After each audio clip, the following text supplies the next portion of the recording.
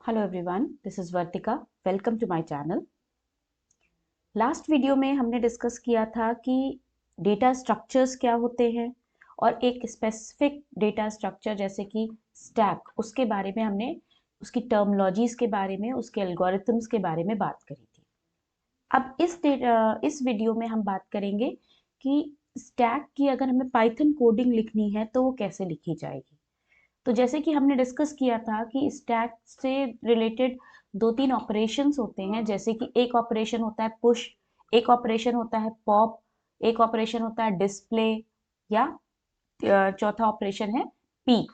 तो उन्हीं ऑपरेशंस को हमें कोडिंग के फॉर्म में कैसे इंप्लीमेंट करना है वो इस वीडियो में हम देखेंगे। तो सबसे पहले बात करते हैं पुश ऑपरेशन की।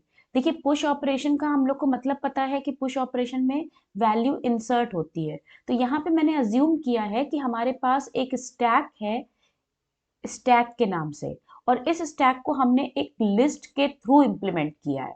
यानी स्टैक जो कॉन्सेप्ट है, यहाँ पे हम एज अ लिस्ट उसको इंप्लीमेंट कर रहे हैं।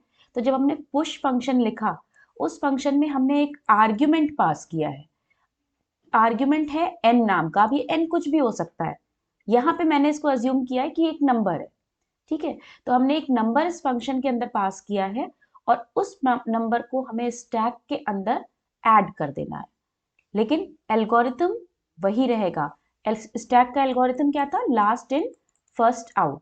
तो ये जो नंबर ऐड होगा वो नंबर लास्ट में ऐड होगा स्टैक के। और यहाँ पे हमने एक और चीज करी है। इनफैक्ट होता ही ये है कि एक पुश ऑपरेशन का मतलब होता है एक इंसर्जन, वन इंसर्जन। एक पॉप ऑपरेशन का मतलब होता है वन डिलीशन। तो हमने उसी चीज को इंप्लीमेंट किया है कि पुश किया है तो एक एलिमेंट इंसर्ट किया है, पॉप किया है तो एक एलिमेंट रिमूव किया है। कहाँ से? लास्ट में ही इंसर्शन किया है, लास्ट से ही रिमूवल किया है। तो यहाँ पे जैसे ही हमें आर्ग्यूमेंट मिला, हमने स्टैक में उसको लास्ट में ऐड किया। उसके लिए हमने यूज किया यहाँ पे function append. So stack dot append n. Append function list का फंक्शन है और स्टैक को एज ए लिस्ट इंप्लीमेंट किया है। तो हमने इस फंक्शन का यूज करके इंसर्शन किया और एक मैसेज डिस्प्ले करा दिया कि एलिमेंट इंसर्ट हो गया। नेक्स्ट जो मेथड है दैट इज पॉप। अब पॉप मेथड की अगर हम कोडिंग करेंगे तो पॉप मेथड का मतलब काम होता है वैल्यू रिमूव करना, लास्ट इंसर्टेड वैल्यू को रिमूव करना। तो यहाँ पे हमने कोई आर्ग्यूमेंट पास नहीं किया है, लेकिन रिमूवल करने से पहले हमें ये चेक करना पड़ेगा कि स्टैक खाली तो नहीं है। अगर खाली है तो रिमूवल नहीं होगा, बल्कि वो एक सिचुएशन होगी जिसे हम कहते हैं अंडरफ्लो। पुश के केस में एक और सिचुएशन होती है जिसे हम कहते हैं ओवरफ्लो। लेकिन जब हम पाइथन लिस्ट के थ्रू पुश को इंप्लीमेंट करते हैं तो वहां पे ओवरफ्लो सिचुएशन नहीं अराइज करती है। क्यों नहीं अराइज करती है? क्योंकि लिस्ट में आप कितने भी एलिमेंट्स ऐड कर सकते हो, राइट? उसकी कोई लिमिट नहीं होती है। तो यहाँ पे अंडरफ्लो सिचुएशन को कैसे चेक करेंगे? अगर स्टैक की लेंथ 0 है, if length of stack is equal to 0, तो ये ओवरफ्लो अंडरफ्लो सिचुएशन हुई। लेकिन अगर ऐसा नहीं है तो हम एलिमेंट को रिमूव कर सकते हैं। और रिमूव करने के लिए हमने कौन सा फंक्शन यूज किया है? Pop function. पॉप भी लिस्ट का, आप रिकॉल करिए कि लिस्ट का ही फंक्शन है पॉप, जिसमें अगर आपने कोई इंडेक्स नंबर पास नहीं किया तो वो लास्ट इंडेक्स की वैल्यू को रिमूव कर देता है। और यही स्टैक में होता है। और जो वैल्यू हमने रिमूव करी है उसको यहाँ x में स्टोर करके बाद में डिस्प्ले करा दिया है। तो ये है pop function. Next function peak function. Peak function में हम क्या कर रहे हैं? कोई वैल्यू रिमूव नहीं कर रहे हैं, सिर्फ लास्ट वैल्यू को देख रहे हैं, एक्सट्रैक्ट कर रहे हैं, एक्सेस कर रहे हैं। तो यहाँ पे भी सबसे पहले तो अंडरफ्लो वाली सिचुएशन सेम होगी। लेकिन अगर अंडरफ्लो नहीं है तो सीधे से हमने डिस्प्ले किया एलिमेंट एट द टॉप कौन सा है? Last value. लास्ट वैल्यू का इंडेक्स नंबर क्या होगा? -1। ठीक है, लास्ट वैल्यू का इंडेक्स नंबर, क्योंकि ये लिस्ट है, लिस्ट में लास्ट इंडेक्स नंबर -1 होता है। नेक्स्ट आपका डिस्प्ले फंक्शन। डिस्प्ले फंक्शन में हमें क्या करना है?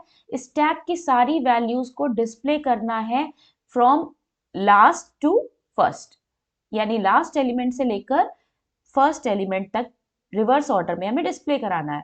तो अगेन सबसे पहले अंडरफ्लो की कंडीशन चेक करी, सेम कंडीशन है। लेकिन अगर अंडरफ्लो नहीं है तो हमें डिस्प्ले कराना है, तो उसके पहले हमने एक मैसेज फ्लोट किया, the contents of stack are, और उसके बाद सिंस हमें रिवर्स ऑर्डर में डिस्प्ले करना है तो हमने स्टैक को पहले तो रिवर्स ऑर्डर में एक्सेस कर लिया और फिर लूप के थ्रू एक एक करके एलिमेंट को डिस्प्ले कराया। नेक्स्ट, अब ये तो फंक्शंस हो गए, जो जो फंक्शन हमको इंप्लीमेंट करने हैं। अब अगर स्टैक की कोडिंग करनी होती है तो उसके लिए हमें लिखना पड़ता है मेन्यू ड्रिवन प्रोग्राम, यानी ऐसा प्रोग्राम जिसमें हम यूजर को कुछ चॉइसेस देंगे कि वो क्या काम करवाना चाहता है, और वो जैसे जैसे चॉइसेस करेगा उस हिसाब से हमारा प्रोग्राम एग्जीक्यूट होगा। तो सबसे पहले हमने यहाँ पे 5 चॉइसेस दिए हैं यूजर को। इंसर्ट करने के लिए उसके लिए नंबर 1 दिया है, अगर उसको इंसर्शन करना है तो वो नंबर 1 सिलेक्ट करेगा, अगर डिलीशन करना है तो वो नंबर 2 सिलेक्ट करेगा, पीक ऑपरेशन करना है तो 3, डिस्प्ले करना है तो वो 4 सेलेक्ट करेगा, और अगर प्रोग्राम से बाहर आना है तो वो 5 सेलेक्ट करेगा। क्यों 5 सेलेक्ट करेगा बाहर आने के लिए? क्योंकि यहाँ पे देखिए हमने इनफाइनाइट लूप यूज किया है, यानी ये मेन्यू आपका बार बार डिस्प्ले होता रहेगा जब तक कि 5 ऑप्शन सेलेक्ट नहीं होता है। ठीक है, ये एक तरीके का मेन्यू क्रिएटेड है। जैसे रेस्टोरेंट वगैरह में भी हम जाते हैं तो वहां पे हर फूड आइटम के अगेंस्ट एक नंबर अलॉटेड होता है। ठीक है, तो उसी तरह से यहाँ पे हर एक्शन के लिए से रिलेटेड एक नंबर असाइन है। फिर नेक्स्ट काम क्या किया? नेक्स्ट काम हमने यूजर से एंटर करवाई उसकी चॉइस इन 5 में से कि उसको कौन सा ऑप्शन सेलेक्ट करना है, वो उसने इनपुट कराया हमने उससे ch वेरिएबल में। अब ch की वैल्यू को चेक किया, अगर वो 1 है तो हमें कौन सा फंक्शन कॉल करना है? इंसर्शन करना है, तो कौन सा फंक्शन कॉल होगा? Push function. लेकिन पुश फंक्शन में हमें एक वैल्यू पास करनी है जो इंसर्ट करनी है, तो इस फंक्शन को कॉल करने से पहले हमने वैल्यू इनपुट करा दी। अगर उसकी चॉइस 2 है तो हमें पॉप करना है, तो हमने पॉप फंक्शन कॉल कर दिया। 3 है तो पीक फंक्शन, 4 है तो डिस्प्ले फंक्शन, और 5 अगर है तो 5 में हमने एक मैसेज डिस्प्ले किया कि प्रोग्राम ओवर हो गया है और इस इनफाइनाइट लूप से बाहर आ गए ब्रेक के थ्रू। इनके अलावा अगर उसने कोई गलत चॉइस एंटर कर दी है तो एक मैसेज फ्लोट कर दिया, इनवैलिड चॉइस। राइट, अब देखिए ये हमारा पूरा प्रोग्राम है। सबसे पहले हमने क्या किया? वही चीजें हमने डिस्कस करी थी, जो एक एम्प्टी स्टैक क्रिएट किया, फिर पुश फंक्शन क्रिएट किया, फिर पॉप फंक्शन क्रिएट किया, फिर पीक फंक्शन, सेम कोड है जो अभी डिस्कस किया था, फिर डिस्प्ले फंक्शन, और देन आपका ये मेन प्रोग्राम है। राइट, जब हम इसको रन कर रहे हैं तो रन करने के लिए देखिए सबसे पहले क्या हुआ, ये 5 चॉइसेस डिस्प्ले हुई और उसने पूछा एंटर योर चॉइस। हमने चॉइस एंटर करी 1, यानी हमें इंसर्शन करना है, तो उसने क्या मांगा हमसे? नंबर। कौन सा नंबर स्टैक में एंटर करना है? हमने 12 नंबर एंटर किया। मैसेज क्या लिख के आ गया? Element inserted. ध्यान रखिएगा ये स्टैक है, ठीक, हमने यहाँ पे अभी 12 एंटर कर दिया है। फिर से चॉइस डिस्प्ले हो गई, फिर से हमने 1 डाला चॉइस, यानी इंसर्शन फिर से करना है। अब की बार वैल्यू कौन सी इंसर्ट करनी है? 45, तो 45 यहाँ आ गई। राइट, तो हमारे पास सबसे पहली वैल्यू है 12, उसके आगे है 45। फिर नेक्स्ट चॉइसेस आई, अब की बार हमने चॉइस एंटर करी 4 का मतलब है डिस्प्ले, तो हमारे पास 2 नंबर्स थे, एक 12 और एक 45। देखिए 12 और 45 है, लेकिन इसने 45 पहले डिस्प्ले किया, 12 बाद में। क्यों? क्योंकि स्टैक का एल्गोरिथम होता है लास्ट इन फर्स्ट आउट, ऐसे बना था 12 एंड 45, तो उसने पहले ये डिस्प्ले किया फिर ये डिस्प्ले किया। फिर नेक्स्ट उसने मेन्यू डिस्प्ले किया, अब की बार हमने ऑप्शन सेलेक्ट किया 3 यानी पीक, तो पहली वैल्यू यानी टॉप मोस्ट वैल्यू कौन सी है? 45, वो उसने डिस्प्ले कराई।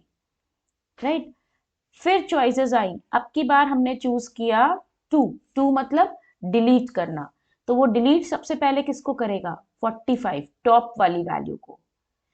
फिर चॉइस आई, हमने चूज किया 4 यानी डिस्प्ले करना। अब कंटेंट 45 तो डिलीट हो गया, तो सिर्फ 12 बचा। राइट, अगेन चॉइस हमने ली 2, अब 2 जब डिस्प्ले हो गया, सॉरी 2 है डिलीशन, 12 एलिमेंट भी डिलीट हो गया। अब अब आप जो है यहाँ पे फिर से चॉइस आने पे जब 2 करोगे तो अब स्टैक हमारा सिंस एम्प्टी हो चुका है तो उसने क्या शो किया, अंडरफ्लो, यानी स्टैक एम्प्टी हो गया है। सो इस तरह से फिर हमने 3 चॉइस डिस्प्ले कराई। 3 में भी अगेन अंडरफ्लो आ गया क्योंकि स्टैक एम्प्टी है। 4 में भी अंडरफ्लो। अब स्टैक हमारा खाली हो चुका है, हमने लास्ट ऑप्शन चूज किया 5 एग्जिट करने का। सो ये क्या आ गया, प्रोग्राम ओवर, राइट। तो इस तरह से हम एक मेन्यू ड्रिवन प्रोग्राम स्टैक का बनाते हैं।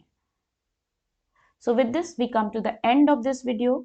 आई होप आपको कोडिंग स्टैक की समझ में आ गई होगी, और अगर कोडिंग अच्छे से समझ में आ गई है तो इस चैनल को सब्सक्राइब करिए और वीडियो को लाइक करिए। नेक्स्ट वीडियो में हम बात करेंगे एक नए कॉन्सेप्ट की, कि अगर हमें पाइथन और अपने एसक्यूएल को इंटरकनेक्ट करना है तो हम कैसे करेंगे। So till then, bye bye.